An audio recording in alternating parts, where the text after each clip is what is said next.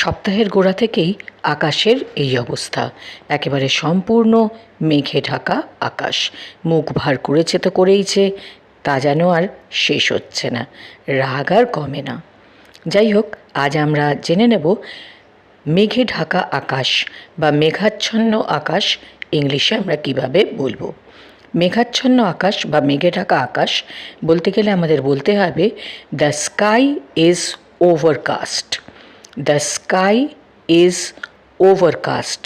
এখানে ওভারকাস্ট অর্থই হলো কাভার্ড উইথ ক্লাউডস, মানে মেঘে ঢাকা।